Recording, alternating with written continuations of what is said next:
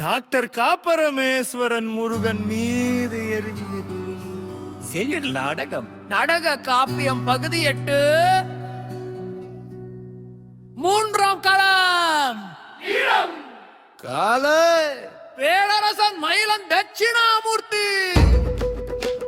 பேரரசன் நடிப்பதனால இன்றே நீ என்னை தடுப்பது முறையோ அறிந்து சொல்லுக எதுவோ, ஆனாலும் எங்களை தடுப்பரல் தேவலோடமைத்த நுண்குடி செய்ய அவர் பிரித்து கோபத்தை தூண்டினர். இதுவே வீடது எதுவேன் மயில் பேசாய் விரித்தே. இது ஒன்றும் புரிந்திலன் குன்றவ மறையார் ஏப்பம்பாராய். இவ்விட கொடுப்பல் என்ற வங்குணை ஒன்றுள்ளது, வீடு அதுவா காயொன்றாரியே பாடும் முனிவர் பாட தூங்கினோர் வேள்வி ஒன்றையே தெரிவர். பின்னொரு காட்டில் அமைந்ததில் நிலிலா அமைதிடம் ஏவினாத புதைக்கு என்றவர் ஏவினர். அதுவை ததும்பிய இந்நிலையாகவே அவ்விடம் போயினர். சிவனை அடித்தார் என்று மெய்யன் உரைத்தல் இடிக்கு ஒன்றே. முருகன் யாரவர் பேரரசன் அணிப்பதனாலென் இன்றே நீ என்னை தடுப்பது முறையோ அறிந்து சொல்ல எதுவோ.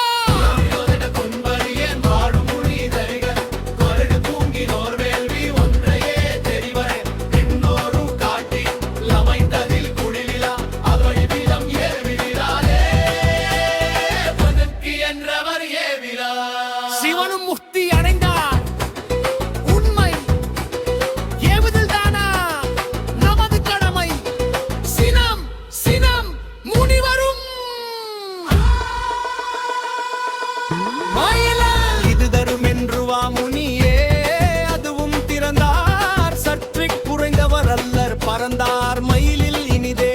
நமக்கு அரோகரமாகிய துதிப்பது நன்றில் பொருளருளெல்லாம் வந்திடும் முன்னும் கலை பெற நம்பா தவற்குள் மொழி விரட்டர். பின்னர் வேளால் பனிந்தன் நுனிவேலா குன்றன் பரவிய கந்தன் ஒழவையர் கேச்சு கனிதந்தமன் அன்போடுலகில் பாடவே வந்துரை அன்போ துமுனிவு நிவள் சொல்லால் பலனா.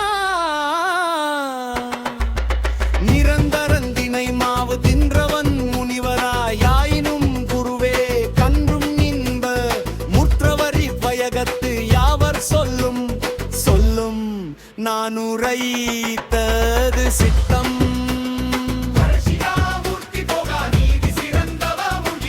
அரதில் பொய்ப்பட தேர்த்துவன் குமரனை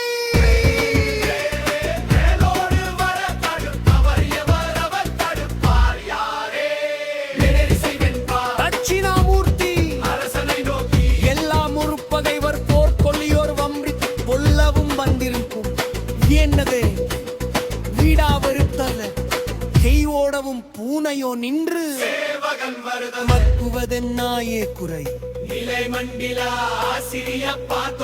காவலன் எண்ணிய நிலைவான் கோழிக்கொடி வந்தனர். தட்சிணாமூர்த்தியை நோக்கி வரச்சொல் சேவக மறைத்தனல் பவளமும் விற்ற இன்று என்னது தட்சிணாமூர்த்தியே. உருவம் வேறாய் கருத்தர செத்தனன் முத்துரை நாளாய் கிளம்பினன் வருடம் செல்லும் ஓன வழி முதல் செல்லும் செல்லும் பாதையில் மண் தேடுதல் போலும் கோழி கொடியார் வருதல். பேரரசன் அணி